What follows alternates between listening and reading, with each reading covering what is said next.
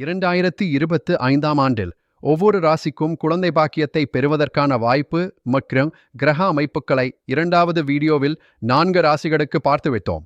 மீதமுள்ள ராசிகளுக்கு இப்பொழுது பார்க்கலாம். 8. கன்னி ராசி.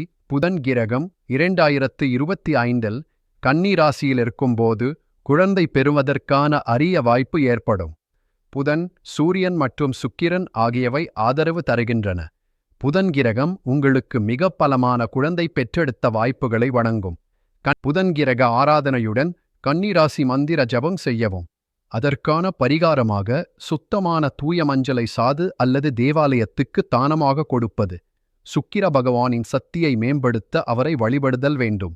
பிரம்மா, சரஸ்வதி மற்றும் கவஸ்கலா தேவி ஆகிய கடவுள்களை வணங்க வேண்டும். நீங்கள் ஜெபிக்க வேண்டிய ஜெபமந்திரம் ஓம் புவனேஸ்வரி நமஹ. 9. மிதுன ராசி.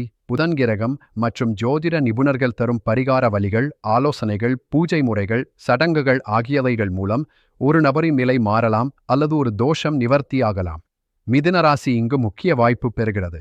புதன் உங்களுக்கு முக்கியமான பொருளாதார மற்றும் குடும்ப சந்தோஷத்தை வழங்கும். புதன் உங்களின் ராசியில் மிகவும் வலுவான மாற்றத்தை ஏற்படுத்துகிறது. இது தம்பதிகளுக்கு வாழ்வாதாரத்தில் பலன்களை அளிக்கும். புதன் கோப பஞ்சம். புதன் தேவனை வழிபாடு செய்வது, சிவபுராணத்திற்கு வழிகாட்டுதல், சரஸ்வதி, விநாயகன் முதலிய கடவுளை பூஜிக்க வேண்டும்.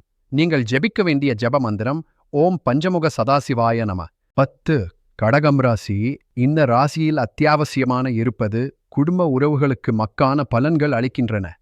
2020ஆம் ஆண்டு குழந்தை பெற்றெடுப்பதற்கான வாய்ப்பு மிகுந்ததாக இருக்கும்.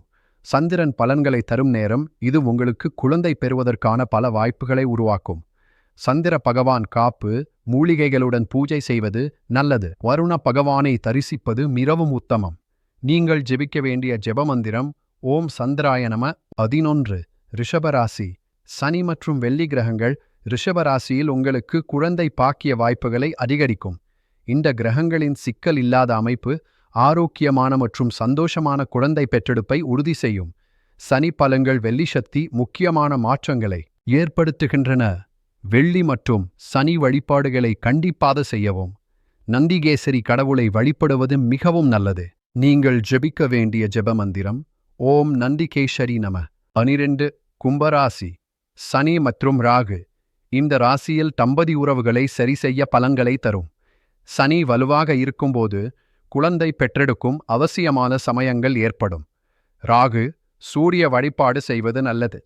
பரமசிவன், சங்கராச்சாரியா ஆகியோர்களை வணங்குவது உத்தமம். நீங்கள் ஜெபிக்க வேண்டிய ஜெபமந்திரம் ஓம் ராகவே நம.